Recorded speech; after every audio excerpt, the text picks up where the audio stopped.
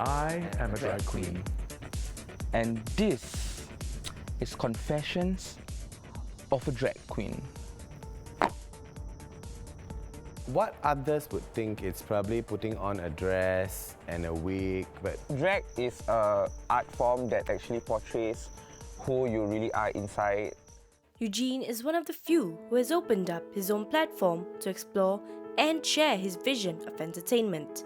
This is where Riot was born as a showcase of drag performances which he produces, hosts and performs alongside his fellow drag queens. My name is Eugene Tan. I am also Becca the Bus, and I am a drag queen. I knew that when I started Riot, I was looking to do a few things. The first was that we had a show that was really about the show. And it's showtime, ladies and gentlemen! Hi, how are you? Oh my God, how are you doing? Welcome to Riot! Two, I was very interested in saying that I would not tell my performers what to do. That performers were essentially as free as possible to create the kind of performance they want to create.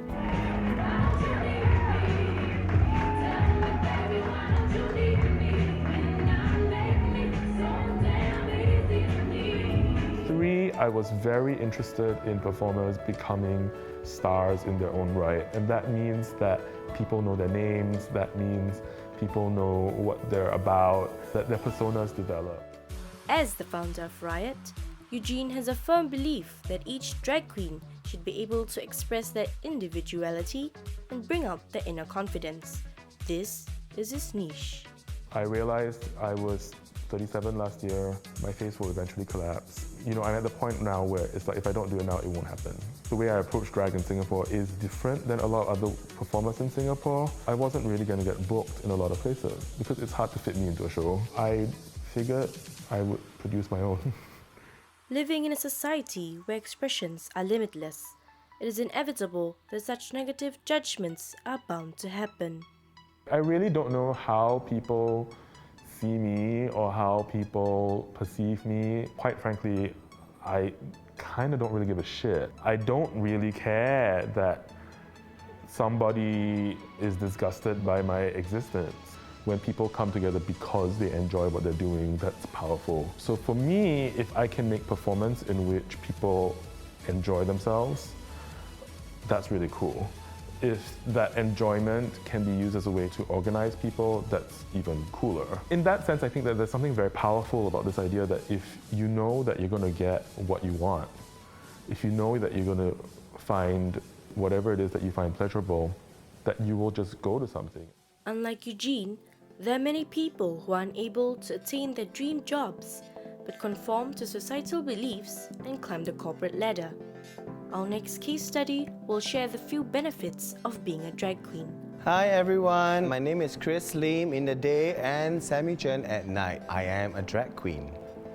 After all that makeup is on, you will feel different. And I would say you will be bolder to express yourself. You can get away with a lot of things. You know, you can bitch someone totally and you can get away with it because it's all in the name of a joke. This one อายุจริงตัว先了 sister I know 贵你来的快点快点不可以不可以我肥了我的 jeans 穿不上 Being glamorous 24/7 is no easy task.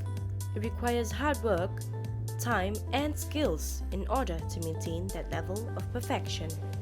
The transition will probably start 24 hours in advance. I don't conceal.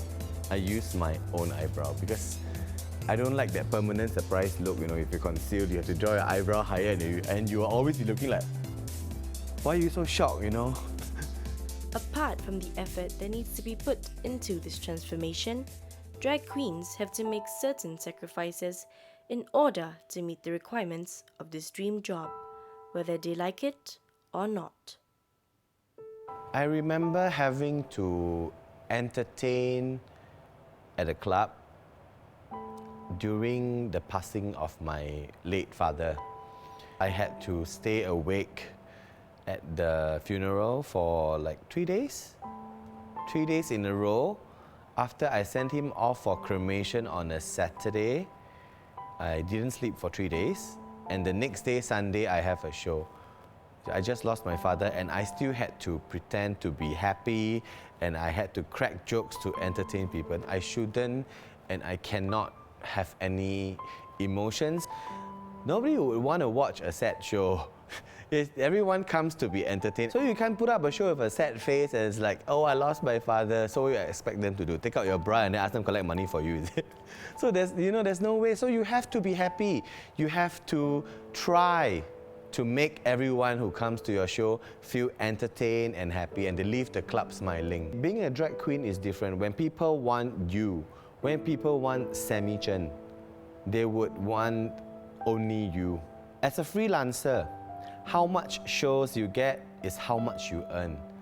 How much shows you get in a week, in a month, in a year will decide what are you going to do next year. Can you eat rice? Can you eat porridge? Or can you just drink soup? You see? So this is what a freelancer is about. You cannot cancel a show. It's very unprofessional. As a veteran, Sammy takes professionalism to a whole new level, such that he doesn't let anything or anyone get in the way of his career. Unlike Eugene or Christopher, there are new and upcoming drag queens who are still in the closet, hoping that one day their passion will no longer be a secret. My name is Muhammad Ridwan, also known as Afet, and this is Confessions of a Drag Queen. My lowest point was to know that there was in my family there was no one actually like supporting me. My mom is a single mom, and throughout my whole life I actually lived without having a male personality in my life. She kind of blamed that kind of like area that why I'm so feminine and why I'm very flamboyant. One thing about my mom, she doesn't like to assume. She doesn't like to conclude like stuff instantly. If you come to my place actually, you can actually see like all my makeup set like in the living room, it's all messed up. So she knows I definitely wear makeup, she knows.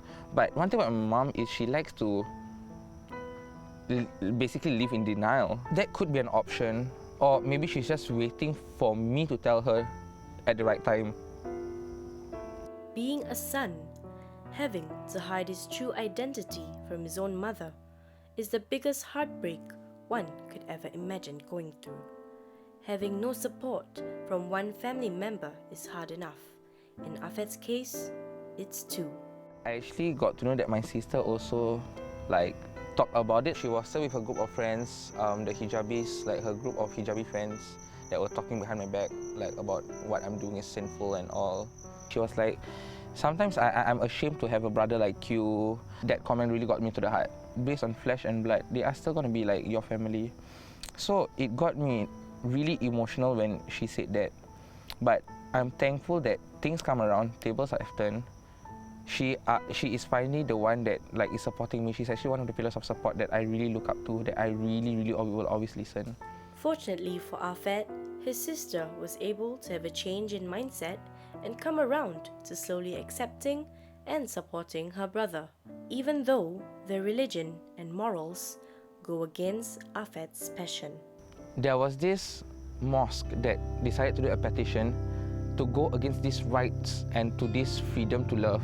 It actually made all these Muslims go against this Pink Dot event, and it actually made my sister stuck in between whether should I support my brother, should I let him go to this event, because she just wants me to be safe. But I told her that how long am I going to hide under the rocks? How long am I going to like be under your care and all? How long are people going to like tell me what to do and what I shouldn't do? At the end of the day, when you die, you're going to answer to God yourself, you see, because us as Islam, we believe that you're going to answer to God. And if Allah questions you like, oh, why are you going to do this? Your best friends are going to like, your people are going to tell you, Allah, dia drag queen, Allah bagi mampus. You're not going to say that. Screw all the friends that you think that is going to be like with you for the years that is going to come, because most of them are going to leave no matter what. Friends are going to be leaving, but there's going to be new friends that is going to be replacing their place. Your happiness is always first. No matter where it comes from, happiness is always first. Always follow the path that you think is right and not what other people think is right for you. Because at the end of the day, you are the one that is living your life, not them. As an individual who has gone through many hardships, Afet has learned that his happiness is far more important than other people's opinions, and it should not affect his choices in life. Despite the limelight and colourful personas,